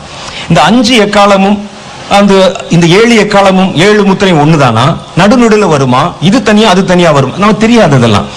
ஒண்ணு மாத்தி ஒண்ணு எந்த சம்பவத்தை எங்கே கொண்டு வருகிறார்கள், நமக்கு அதை படித்தால் புரிவதில்லை. ஏன் புரியவில்லை தெரியுமா? தீர்க்க தரிசன வார்த்தைகளை புரிந்து கொள்ள தீர்க்க தரிசன அபிஷேகம் இருந்தால் தான் புரியும், எல்லாருக்கும் புரியாது அது. அப்ப கர்த்தர் தீர்க்க தரிசன அபிஷேகத்தை கொடுப்பது என்பது தீர்க்க தரிசனம் உரைப்பது மாத்திரமல்ல, உரைத்த தீர்க்க தரிசனத்தை நீ விளங்கிக் கொள்ளவும் அந்த அபிஷேகம் உனக்குள் செயல்படுகிறது. அதுக்கு பிறகுதான் நீ எசேக்கியேலை படிச்சு பார்த்தா உனக்கு புரியும், யோவேலை படிச்சு பார்த்தா புரியும், எரேமியாவை படித்து பார்த்தா புரியும். அவர் என்ன சொல்ல வருகிறார்கள், அதிலே சொல்லப்பட்டிருக்கிற சத்தியங்கள், தத்துவங்கள், அதில் சொல்லப்பட்டிருக்கிற காரியங்கள், கடைசி கால நிகழ்வுகள், பரலோகத்தை குறித்த தரிசனங்கள், வெளிப்பாடுகள், பரலோகம் எப்படி இருக்குங்கிற கூட ஒரு பெரிய பிக்சர் எல்லாமே அப்பதான் தெரியும். நாம நினைத்துக் கொண்டிருக்கிற கடைசி காலத்துல தீர்க்க தரிசன அபிஷேகம் வந்த உடனே விட்டுறலாம், நம்ம எல்லாரும் யாரை பார்த்தாலும் தீர்க்க தரிசனம் உரைக்கலாம், மரத்தை பார்த்தால், மண்ணை பார்த்தால், கல்லை பார்த்தால், எதை பார்த்தால் தீர்க்க தரிசனம் உரைக்கலாம். தீர்க்க தரிசனம் உரைக்க மாத்திரம் அல்ல, உரைக்கிறதும் தீர்க்க தரிசன அபிஷேகம் தான், உரைக்கப்பட்ட தீர்க்க தரிசனத்தை விளங்கிக் கொள்வதும் தீர்க்க தரிசன அபிஷேகம் தான். அப்ப கடைசி கால தலைமுறை என்பது கர்த்தருடைய வாயிலிருந்து புறப்பட்ட தீர்க்க தரிசன வார்த்தைகளையும் கர்த்தருடைய வாயிலிருந்து புறப்படும் தீர்க்க தரிசன வார்த்தைகளையும் விளங்கிக் கொள்ளும் திராணி உள்ள அபிஷேகம் பெற்றவர்களாக இருக்க வேண்டும். அதனாலதான் கர்த்தர் கடைசி கால அபிஷேகத்தை நமக்குள் தந்து நம்முடைய கண்களை திறந்து, உன் பிள்ளைகளின் கண்களை திறந்து, உங்கள் குமாரத்திகள் வாலிபர்களின் கண்களை திறந்து, மூப்பர்களின் கண்களை திறந்து ஒரு தீர்க்க தரிசன வல்லமையினால் அவர்களை நிரப்புகிறார். கடைசி கால தலைமுறை தீர்க்க தரிசனங்களை குறித்த ஞானம் உள்ள தலைமுறையா இருக்கணும், உரைக்கவும் செய்யணும், உரைக்கப்பட்டதை விளங்கிக் கொள்ளவும் செய்யணும். அதுக்கு தான் கர்த்தர் கொடுத்திருக்கிறார். கர்த்தர் விளங்கிக் கொள்வதற்கு என்று ஒரு கூட்டத்தை வைத்திருக்கிறார், அவர்களுக்காகத்தான் கர்த்தர் அந்த வார்த்தைகளை சொல்லுகிறார். இயேசு தான் வாழ்ந்திருந்த காலத்தில் நின்று ஜனங்கள் நடுவிலே பிரசங்கம் பண்ணினார். கடைசியில் ஒரு வார்த்தை சொன்னார், கேட்கிறதற்கு காதுள்ளவன் கேட்க கடவன், பிதாவினால் நடப்படாத நாற்றெல்லாம் வேரோடு அறுப்புண்டு போய்விடும், பிதா ஒருவனை ஈர்க்காவிட்டால் ஒருவனும் என்னிடத்தில் தானாய் வரமாட்டான் என்று சொல்லி இருக்கிறார். அல்லேலூயா. கடைசி கால வெளிப்பாடுகள், தேவன் தருகிற வெளிப்பாடுகள், எல்லாரும் அதை விளங்கிக் கொள்வதில்லை. நீ பாருங்க, சில தீர்க்க தரிசனம் பேசியிருக்கிறாங்க, சில தீர்க்க தரிசனங்களுக்கு விளக்கம் சொல்லி இருக்கிறாங்க. எரேமியா காலத்தில் உரைக்கப்பட்ட தீர்க்க தரிசனத்தை உட்கார்ந்து தானியேல் சிந்தித்துக் கொண்டிருந்தாராம். தானியேலுக்குள்ள 2 வரமும் கிரியை செய்தது. தானியேல் தானும் தீர்க்க தரிசனம் உரைத்தார், உரைக்கப்பட்ட தீர்க்க தரிசனத்தை விளங்கிக் கொள்ளவும் செய்தார். அல்லேலூயா. ஒருத்தன் பார்த்த சொப்பனத்துக்கு அர்த்தம் சொன்னார், சொப்பனத்தை காரியத்தை குறித்து சொல்லாமல் இருக்கும் பொழுதே அர்த்தம் சொன்னார் அவர். அப்படிப்பட்ட ஒரு வரம், அந்த தீர்க்க தரிசன அபிஷேகத்தை கர்த்தர் உங்களுக்கு தருவார். ஏனென்றால் கடைசி காலத்துல கர்த்தருக்கு தேவைப்படுகிற ஜனங்கள், கர்த்தர் பயன்படுத்த போகிற ஜனங்கள், கர்த்தர் எவரை தன்னுடைய குடிமக்களாய் தேர்ந்தெடுக்க போகிறாரோ அப்படிப்பட்ட ஜனங்கள், அவர்களுக்கு தான் கர்த்தர் இந்த அபிஷேகத்தை தந்து அவருடைய கண்களை திறந்து அவர்களுக்கு உரைக்கப்பட்ட தீர்க்க தரிசனத்தின் உட்பொருளை அறியும்படிக்கான அறிவை தருவார். இந்த கடைசி நாட்களில் நடக்கக்கூடிய நிகழ்வுகளை, காரியங்களை வெளிப்படுத்தி பேசுவதற்கும் ஒரு தீர்க்க தரிசன அபிஷேகம் தான் வேணும். சும்மா எல்லாராலும் அது பேசிவிட முடியாது. ஒரு சபையினுடைய சத்தியத்தை பற்றி பேசுற மாதிரியோ, ஒரு உபதேசத்தை பற்றி பேசுற மாதிரியோ, ஒரு சுவிசேஷத்தை பற்றி பேசுற மாதிரியோ ஒரு தீர்க்க தரிசன வார்த்தையை பேசிவிட முடியாது. அந்த வார்த்தையை பேச, வியாக்கியானம் பண்ண, விளங்கிக் கொள்ள முதல்ல நமக்குள்ள ஒரு தீர்க்க தரிசன அபிஷேகம் வேண்டும். அதுக்கு தான் கர்த்தர் என்ன செய்யறார்னா, கடைசி கால தலைமுறை முழுவதும் இப்படிப்பட்ட அபிஷேகத்தினால் நிறைந்திருக்க வேண்டும் என்று விரும்புகிறார். வெளிப்படுத்த விசேஷம் 22வது அதிகாரம் 6வது வசனத்தை படிச்சு பாருங்க. பின்பு அவர் என்னை நோக்கி, இந்த வசனங்கள் உண்மையும் சத்தியமுமானவைகள், சீக்கிரமாய் சம்பவிக்க வேண்டியவைகளை தம்முடைய ஊழியக்காரருக்கு காண்பிக்கும் பொருட்டு பரிசுத்த தீர்க்கதரிசிகளின் கர்த்தராகிய தேவனானவர் தம்முடைய தூதனை அனுப்பினார். இத ஜனங்களுக்கும் ஊழியக்காரர்களுக்கும் காண்பிக்கும் பொருட்டு, அவங்க அதை காண்பிக்கிறதுக்குத்தான் இந்த வார்த்தைகளை, வசனங்களை அவர்களுக்கு காமிச்சாங்க. 3வது கர்த்தர் நமக்கு முதல்ல கடைசி கால அபிஷேகம், அடுத்து கடைசி கால வெளிப்பாடுகள், வெளிப்பாடுகளும் வெளிப்பாட்டுக்கு உண்டான வியாக்கியானங்களும், இது கடைசி கால தலைமுறை கர்த்தர் வச்சிருக்கிறார். 3வது காரியம் என்ன வச்சிருக்கிறார்னா, கடைசி கால தலைமுறை தீங்கு நாளில் காக்கும் முத்திரை அவர்களுக்கு கொடுக்கப்படும். ஒரு முத்திரை, அவங்களுக்கு கொடுப்பாங்க. அந்த முத்திரை கொடுக்கப்பட்டா தீங்கு நாட்கள்ல அந்த தீமை அவர்களை தொடராது, அவங்களை பிடிக்க முடியாது அந்த தீமை. ஏன்னா கடைசி நாட்கள் உலகம் தோற்றம் முதற்கொண்டு, உலகம் உண்டானது முதற்கொண்டு இதுவரைக்கும் ஒரு காலம் சம்பவித்திராத தீமை அந்த நாளில் உண்டாகி இருக்கும் என்று கர்த்தருடைய வேதம் சொல்லுதில்ல. அப்ப அந்த பயங்கர தீமை நிறைந்த காலத்துல மனிதர்கள் தப்பித்துக் கொள்வது என்பதே அரிது. ஆனா கடைசியில அவர்கள் தப்பித்துக் கொள்வதற்கு கர்த்தர் ஒரு முத்திரையை தருவார். வெளிப்படுத்தும் விசேஷம் 7வது அதிகாரம் 3வது வசனத்தை படிச்சு பாருங்க. இவைகளுக்கு பின்பு பூமியின் 4 திசைகளிலும் 4 தூதர்கள் நின்று பூமியின் மேலாவது, சமுத்திரத்தின் மேலாவது, மரத்தின் மேலாவது காற்று அடிக்காதபடிக்கு பூமியின் 4 காற்றுகளையும் பிடித்திருக்க கண்டேன்.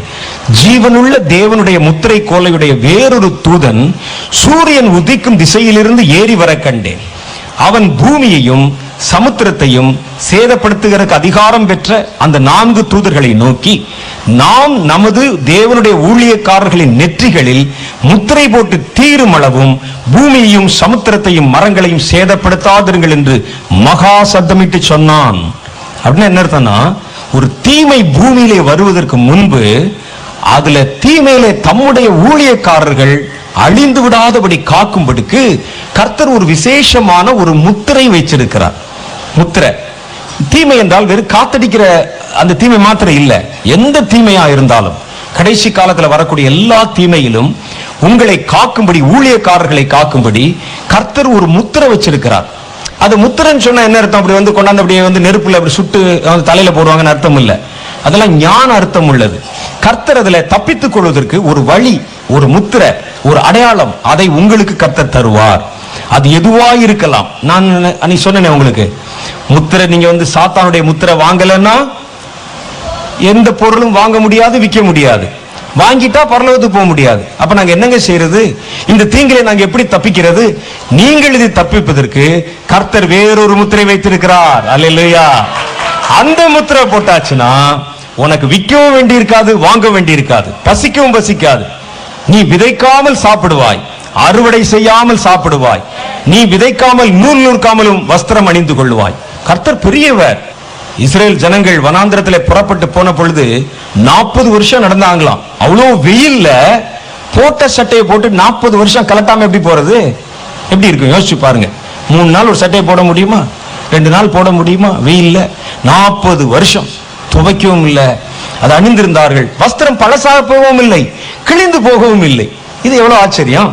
அப்ப அவர்களை காக்க ஒரு முத்திரை இருந்தது. அந்த முத்திரை தான் அக்னி ஸ்தம்பமாகவும் மேக ஸ்தம்பமாகவும் அவர்கள் மேல் இருந்தது. அல்லேலூயா. அப்ப அந்த தேவனுடைய பிரசன்னம் அது அவங்க எல்லாரும் மேல பாருங்க. கர்த்தர் அக்னி ஸ்தம்பம், மேக ஸ்தம்பம் என்கிற முத்திரையை வைத்திருந்தார். அது ராத்திரி ஆச்சுன்னா அக்னியா மாறிடும், பகல் அப்படி மேகமாய் மாறிடும். இந்த முத்திரை அவர்கள் மேல பதிக்கப்பட்டிருந்ததுனாலதான் அவர்கள் உழைக்கவும் இல்லை, நூற்கவும் இல்லை, ஆனால் வஸ்திரங்கள் பழசாக போகவில்லை. அவர்கள் விதைக்கவும் இல்லை, அறுவடை செய்யவும் இல்லை, ஆனால் அவர்கள் வயிறார புசித்தார்கள். அது கடைசி காலத்துல இது மாதிரி தான் ஒரு முத்திரையை கர்த்தர் வைத்து தீமைகள் உன்னை தொடராதபடிக்கு அவர் ஒரு அக்னி ஸ்தம்பமாயும் மேக ஸ்தம்பமாயும் உன்மேல் ஒரு முத்திரை போட போகிறார். அந்த முத்திரை என்ன? அந்த முத்திரையை பெற நம்ம என்ன செய்யணும்? அதெல்லாம் வெளிப்படுத்தி காமிக்கிறதா கர்த்தருடைய வசனம். அப்ப இந்த தீமை நாட்களில் கர்த்தர் சும்மா விட்டுற மாட்டார். நாமளா இப்பவே உட்கார்ந்து அப்படி கற்பனை பண்ணிட்டு இருக்க வேண்டாம். ஐயோ அவன் வந்து முத்திரை போடுவானே, வாங்கலன்னா என்ன செய்வது, வாங்காவிட்டால் எப்படி பிழைப்பது, பிள்ளைகளை எப்படி கொண்டு பள்ளிக்கூடத்தில் சேர்க்கிறது, ஒரு ஆஸ்பத்திரிக்கு போனா கூட முத்திரை அடையாளம் இருக்கான்னு கேட்பானே, ஒரு ஹேர் ஆயில் வாங்கினா கூட, ஷாம்பு வாங்கினா கூட, ஒரு சோப்பு வாங்கினா கூட, சீப் வாங்கினா கூட, அப்புறம் கியூடெக்ஸ் வாங்கினா கூட, லிப்ஸ்டிக் வாங்கினா கூட, எல்லாவற்றுக்கும் அந்த பார் கோட் தேவைப்படுமே. என்னடா செய்ய போற ஆண்டவரே, ஆண்டவரே அதுக்கு முன்னால என்னை எடுத்துக்கங்கப்பா. வேண்டாம். கர்த்தர் தீங்கு நாளில் உன்னை காக்கும்படி வேறொரு முத்திரை உனக்கு வைத்திருக்கிறார்.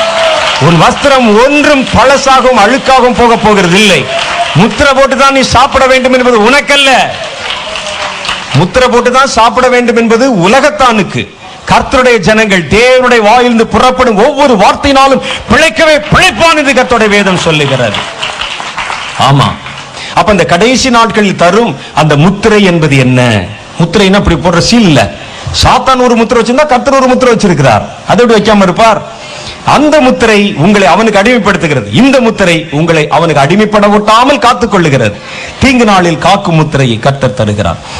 அடுத்து நாலாவது, கடைசி காலத்துல தேவன், அப்ப இதுல மேல ஒரு வசனம் போட்டிருக்கு, ஊழியக்காரர்கள் மேலதான் இந்த முத்திரை போடுவேன் அப்படின்னு சொல்லி இருக்கிறார். அப்படித்தானே போட்டிருக்கு பாருங்களேன். நாம் நம்முடைய ஊழியக்காரர்கள் மேலே. அப்ப நாங்கெல்லாம் என்னங்க செய்யறது? என்ன செய்யறது? ஊழியம் செஞ்சிருங்க, வேற வழி இல்ல. கர்த்தருடைய வசனம் என்ன சொல்லுகிறது என்றால், கடைசி நாட்களில் மாம்சமான யாவர் மேலும் என் ஆவி ஊற்றுவேன், உங்கள் குமாரரும் குமாரத்திகளும் தீர்க்க தரிசனம் உரைப்பார்கள். ஊழியம் செஞ்சுட்டானா? உங்கள் வாலிபர்கள் தரிசனங்களை காண்பார்கள். ஊழியம் ஆயிடுச்சா? மூப்பர்கள் சொப்பனங்களை காண்பார்கள். அவங்களுக்கு ஒரு தீர்க்க தரிசன ஊழியம் ஆயிடுச்சா? அப்புறம் எல்லா ஊழியக்காரர்கள் மேலும் ஊழியக்காரிகள் மேலும் என் ஆவி ஊற்றுவேன், அவர்கள் தீர்க்க தரிசனம் உரைப்பார்கள். தீர்க்க தரிசனம் ஊழியம் ஆயிட்டானா? கடைசி கால தலைமுறையில் விசுவாசி என்ற கூட்டமே இருக்காது, எல்லாருமே ஊழியக்காரனாய்த்தான் இருப்பார்கள் என்று யோவேல் தீர்க்கதரிசி சொல்லி இருக்கிறார். இந்த ஊழியக்காரர்கள் மேல, கடைசி கால அபிஷேகம் பண்ணப்பட்ட எல்லார் மேலும் நான் தீங்கு நாளில் காக்கும் ஒரு முத்திரை அபிஷேகத்தை வைத்திருக்கிறேன். அது என்ன அபிஷேகம்? அதை எப்படி பெறுவது? அதனுடைய அடையாளம் என்ன? அதெல்லாம் கர்த்தர் வெளிப்படுத்துவார். அடுத்து நாலாவது, கடைசி நாட்கள்ல தேவனுடைய பிள்ளைகள் கர்த்தருடைய முகத்தை தரிசிப்பார்கள். வெளிப்படுத்தின விசேஷம் 22வது அதிகாரம் 4வது வசனத்துல சொல்லப்பட்டிருக்கிறது. அவருடைய ஊழியக்காரர் அவரை சேவித்து அவருடைய சமூகத்தை தரிசிப்பார்கள், அவருடைய நாமம் அவருடைய நெற்றிகளில் இருக்கும். கடைசி நாட்கள்ல கர்த்தர் தம்முடைய ஊழியக்காரர்களுக்கு கொடுக்கிற ஒரு பெரிய ஸ்லாகியம், ஒரு பெரிய வரம், ஒரு பெரிய கிருபை, அவருடைய ஊழியக்காரர்கள் அவரை தரிசிப்பார்கள். இது இன்னொரு மாதிரி சொல்லலாம், அவர்களை தரிசிக்காதவர்கள் அவருடைய ஊழியக்காரர்களே அல்ல. ரெண்டு மாதிரி சொல்லல. நாங்கள் ஊழியம் செய்யறோம், ஆனா ஆண்டவரை தரிசிக்கலன்னா இல்ல. ஏன்னா கர்த்தர் சொல்றார், கடைசி காலத்தில் என்னுடைய ஊழியர்கள் என் முகத்தை தரிசிப்பார்கள். தரிசிக்கணும். அது கர்த்தருடைய வேதம் நமக்கு திட்டமும் தெளிவுமாக எழுதப்பட்டிருக்கிற ஒரு காரியம். அடுத்து ஆமோஸ் தீர்க்கதரிசியின் புஸ்தகம் கடைசி நாட்கள் உள்ள தலைமுறைக்கு வைத்திருக்கிற அடுத்த ஆசீர்வாதம், தேவ கிரியைகளின் வெளிப்பாடுகள் வெளிப்படுத்தப்படும். கடைசி நாட்கள்ல கர்த்தர் என்னென்ன காரியங்கள் எல்லாம் செய்யறாரு, என்ன செய்ய போறார், அமெரிக்கால என்ன செய்ய போறார், ஜப்பான்ல என்ன செய்ய போறார், சமுத்திரத்துல என்ன செய்ய போறார், வானத்துல என்ன செய்ய போறார், ஒரு காற்றுல என்ன செய்ய போறார், இந்த விஷ கிருமிகளை வைத்து என்ன செய்ய போகிறார், வானமண்டலத்தின் அயன மண்டலங்களில் இருக்கக்கூடிய அந்த வானியல் அந்த கோள்களில் கர்த்தர் என்ன செய்ய போகிறார், இதெல்லாம் தம்முடைய ஊழியக்காரர்களுக்கு மறைவாக இராது. கர்த்தர் கடைசி நாட்களில் தம்முடைய ஊழியக்காரர்களுக்கு அவர் தம்முடைய கிரியைகளின் வெளிப்பாடுகளை தருவார். ஆமோஸ் 3வது அதிகாரம் 7வது வசனம், கர்த்தராகிய ஆண்டவர் தீர்க்கதரிசிகளாகிய தம்முடைய ஊழியக்காரருக்கு தமது ரகசியத்தை வெளிப்படுத்தாமல் ஒரு காரியத்தை செய்ய மாட்டார். கடைசி நாட்கள்ல தாம் செய்ய போற ஒவ்வொரு காரியத்தை குறித்த முன் அறிவிப்பு தம்முடைய ஊழியக்காரர்களுக்கு வெளிப்படும். யார் அந்த ஊழியக்காரர்? ஊழியக்காரர் ஒரு தனி கூட்டமே கிடையாது. கடைசி கால தலைமுறை முழுசுமே கர்த்தருடைய ஊழியக்காரன் தான். கடைசி நாட்கள்ல தான் தேவன் நகர்த்த போகிற காய்களுடைய வேகம் ரொம்ப ஸ்பீடா இருக்கும். கடைசி நாள் இனி கொஞ்ச காலம் மாத்திரமே இருக்கிறது அப்படின்னு. அப்ப அதை புரிந்து கொள்ளுகிற அளவிற்கு உடனுக்குடன் கர்த்தருடைய தூதர்கள் அதற்காக நியமிக்கப்பட்டு விட்டார்கள். எல்லா இடத்துலயும் வந்து நிக்கிறாங்க, ஒவ்வொரு தேசத்தில் நிக்கிறாங்க, ஒவ்வொரு தீர்க்கதரிசிகளையும் சந்திப்பதற்காக அவர் நின்று கொண்டிருக்கிறார்கள். கர்த்தர் ஒரு காரியத்தை செய்யும்படிக்கு சொன்ன உடனே அங்கிருந்து அந்த அலைவரிசை நேரா ஒரு தூதனுக்குள்ளே கொண்டு வரப்படுகிறது. அந்த தூதன் நேரடியா ஜெபிக்கிற தன்னுடைய ஊழியக்காரனத்துல போய் நிக்கிறான். நின்று இந்த காரியத்தை சொல்லுகிறார்கள், இது நடக்க போகுது, இந்த தேசத்துல இந்த இடத்துல இந்த காரியத்தை கர்த்தர் செய்ய போகிறார். ஏன்பா என்கிட்ட வந்து சொல்ற அப்படின்னு கேட்டா, பூமியிலே தம்முடைய ஊழியக்காரர்களுக்கு அதை வெளிப்படுத்த வேண்டும் என்பது பரலோகத்தில் விதிக்கப்பட்ட ஒரு சட்டம். அவனை தெரிஞ்சுக்கிறணும். எங்களுக்கு வேலை, கர்த்தர் தம்முடைய தீர்க்கதரிசிகளை சொல்லுவார். ஒருவேளை அதை நாம் ஜனங்களுக்கு சொல்லுவோம், கேட்டா கேட்கிறான், கேட்காவிட்டால் போகிறான், அது எங்களுடைய கவலை அல்ல. கர்த்தர் சொல்றது எதுக்கு சொல்றார்? அவர்களை தப்புவிப்பதற்காக அவர் சொல்லவில்லை. அப்படி சொல்லியிருந்தால் கர்த்தர் என்ன சொல்வார்னா, நீ போ, அங்க போய் அவங்களுக்கு சொல்லு. யோனாவிடத்திலே கர்த்தர் ஒரு தீர்க்க தரிசனம் உரைக்க வேண்டும் என்ற ஒரு சூழ்நிலை வந்த பொழுது கர்த்தர் என்ன செய்தார்னா, யோனாவை அழைச்சு நீ போ அப்படின்னு சொன்னார். போன்னு சொன்னாரோ நாங்க போய்தான் ஆகணும். சொல்லாவிட்டால் சும்மா காண்பிக்கிறாருன்னா நாங்க செய்யணும் அவசியம் இல்லை. ஏதோ ஒரு அக்கறையில அந்த ஜனங்கள் அழிந்து விடக்கூடாது என்பதற்காக நம்ம அவங்களுக்கு தெரிவிக்கிறோம், ஐயா உன் தேசத்துல ஒரு பெரிய காத்தடிக்க போகுது, ஒரு சூறாவளி வரப்போகுது, ஒரு கொள்ளை நோய் வரப்போகுது என்று ஆதங்கத்திலே வெளிப்படுத்துகிறோம். அது வெளிப்படுத்தாவிட்டால் எங்க தலை ஒன்றும் அங்கே கீழே உருள போகிறது இல்லை. கர்த்தர் அதை நாங்கள் சொன்னாலும் சொல்லாவிட்டாலும் எங்களுக்கு அவர் பேசித்தான் ஆக வேண்டும், வெளிப்படுத்தி தான் ஆகணும். இதெல்லாம் சில மரபு வச்சிருக்கிறாங்க. ஏன்னா பூமி மனிதர்களுக்குரியது. அவருக்கு நடுவிலே பரலோகத்தை சேர்ந்தவர்கள் ஒரு வேலை செய்ய ஆரம்பிக்கும் பொழுது பூமியில் இருக்கிற மனிதர்களிடத்திலே அதை சொல்லி அது சொன்ன பிறகுதான் அந்த காரியத்தை ஆரம்பிக்கிறாங்க. அதெல்லாம் பரலோகத்தில் வச்சிருக்கிற சில சட்டங்கள். சில காரியங்களை விளங்கிக் கொள்ள முடியாது. அப்ப தேவ கிரியைகளின் வெளிப்பாடுகள் ஆமோஸ் புத்தகத்தில் சொல்ற மாதிரி கடைசி கால தலைமுறை தம்முடைய ஊழியக்காரர்களுக்கு வெளிப்படுத்தாமல் கர்த்தர் ஒன்றும் செய்ய மாட்டார். அப்ப அதை நம்ம அதுக்காகத்தான் கர்த்தர் இந்த கடைசி காலத்துல நம்ம அபிஷேகம் பண்ண விரும்புகிறார். அடுத்து சொல்லப்படுது, சாத்தான் கீழே, சாத்தானை உங்கள் கால்களின் கீழே கர்த்தர் கடைசி காலத்தில் தான் நசுக்குவார். கர்த்தர் கடைசி காலத்துல யாரை வச்சு சாத்தானை மடங்கடிப்பார் என்றால் ரோமர் 16வது அதிகாரம் 20வது வசனத்துல இன்னும் கொஞ்ச காலத்துல குமாரனானவர் உங்கள் கால்களின் கீழே சாத்தானுடைய தலையை நசுக்குவார் என்று எழுதியிருக்கு. சாத்தானு அழிய போற காலம் வந்து விட்டது. அப்ப கர்த்தர் தாமே அல்ல, தம்முடைய பிள்ளைகளை கொண்டு அவர் அதை அழிப்பார். வசனத்துல போட்டிருக்கு, சாத்தானும் அவனுடைய திரள் சேனையும் திரளாய் எழும்பி வருவார்கள். கர்த்தராகிய கிறிஸ்து அவனுக்கு விரோதமாய் நின்று தம்முடைய நாசியின் சுவாசத்தினாலே அவனை அழிப்பாராம். நாசியின் சுவாசம்னா நம்ம என்ன நினைச்சிருக்கோம், அப்படி ஊதினோடனே செத்துருவான். இல்லை இல்லை, நாசியின் சுவாசம் என்பது அந்த சுவாசம் அல்ல, நீங்களும் நானும் தான் அவருடைய நாசியின் சுவாசம். அல்லேலூயா. அவர் மண்ணினாலே ஒரு பொம்மையை உண்டு பண்ணி, ஆதாமை உண்டு பண்ணி தம்முடைய நாசியின் சுவாசத்தை அவனுக்குள் ஊதினார். அப்பொழுது அவன் ஜீவாத்மாவானான். அந்த நாசியின் சுவாசமாகிய நீயும் நானும் தான் சாத்தானை அழிக்க போகிறவர்கள். கர்த்தர் தம்முடைய நாசியின் சுவாசத்தினாலே உன்னை கொண்டும் என்னை கொண்டும் சாத்தானுடைய தலையை நசுக்குவார் என்று வேதத்தில் எழுதியிருக்கு. அப்படியானா கடைசி காலத்துல ஒரு சத்துவம் நிறைந்த ஒரு அபிஷேகம் உங்கள் மேல் இறங்கி வரும். இந்த அபிஷேகம் சிம்சோன் மனிதர்களை கொன்றதை போன்ற அந்த அபிஷேகம் அல்ல, அல்லது புதிய ஏற்பாட்டு காலத்தில் உங்கள் சுய மாம்சத்தை அடக்குவதற்கும் அழிப்பதற்கும் கொடுக்கப்பட்டதை போன்ற அபிஷேகம் அல்ல. இந்த அபிஷேகம் உங்கள் எதிரியான, தேவனுடைய எதிரியான சாத்தானை முகமுகமாய் சந்தித்து அவனை உங்கள் கால்களின் கீழ் மிதிக்க போகிற அபிஷேகம். இந்த அபிஷேகத்தை கர்த்தர் வேறு யாருக்கு இதுவரை கொடுக்கல. ஏன்னா கடைசி பகிஷ்கரிக்கப்படும் கடைசி சத்ரு சாத்தான் என்று எழுதியிருக்கிறது. அவனை நேருக்கு நேர் சந்தித்து உங்கள் கால்களின் கீழே அவனை மிதிப்பீர்கள் அப்படின்னா அதுக்கு ஒரு எக்ஸ்ட்ரா பலம், ஒரு புதிய வல்லமை, ஒரு புதிய அபிஷேகம் உங்கள் மேல் பொழியப்பட போகிறது. அது பழைய ஏற்பாட்டு காலத்தில் தம்முடைய தீர்க்கதரிசிகள் மேல் இறங்கின அபிஷேகத்தை விட, சிம்சோன் மேல் இறங்கின அபிஷேகத்தை விட, புதிய ஏற்பாட்டு காலத்தில் கர்த்தருடைய விசுவாசிகள் மேல் இறங்கின அபிஷேகத்தை விட கடைசி காலத்தில் உங்கள் மேல் இறங்குகிற இந்த அபிஷேகம் வித்தியாசமும் இன்னும் வைராக்கியமும் பலமும் உள்ளதாக இருக்க போகிறது. ஏன்னா அவங்க யாரும் சாத்தானை நேருக்கு நேர் சந்தித்து அவரை முழுவதுமாய் அழித்து விடவில்லை. அந்த வேலையை கர்த்தர் நம் கைகளில் தான் கொடுத்து வைத்திருக்கிறார். அல்லேலூயா. அப்ப இதுக்கு ஒரு எக்ஸ்ட்ரா அனாயிண்டிங் இருக்கு. அதை நம்ம பெற்றுக்கொள்ளணும். அதை கர்த்தர் நமக்கு தரணும். முதல்ல நீங்க உங்களை ஜெயிக்கணும், பாவத்தை ஜெயிக்கணும்.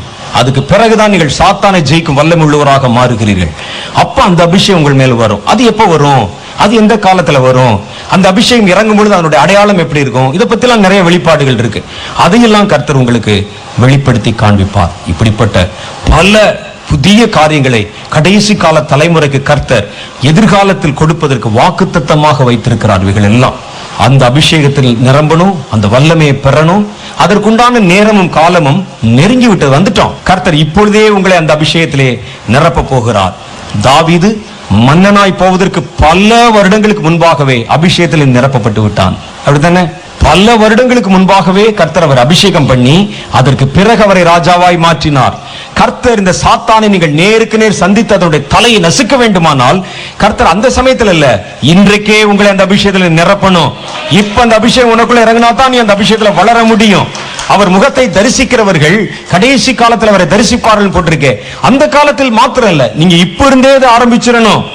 தீங்கு நாளில் காக்கும் முத்திரை என்பது அந்த நேரத்தில் மாத்திரம் இல்ல, இப்பொழுதே உங்கள் மேல் இறங்க ஆரம்பித்து விட வேண்டும். இப்பொழுதே இறங்கணும். அப்பதான் நீங்கள் அந்த அபிஷேகத்திலே வளர்ந்து, அந்த முத்திரையிலே வளர்ந்து, அந்த காரியத்தில் வளர்ந்து கர்த்தர் உங்களுக்கு வைத்திருக்கிற வாக்குத்தத்தத்தை முழுவதுமாக சுதந்திரித்துக் கொள்வீர்கள்.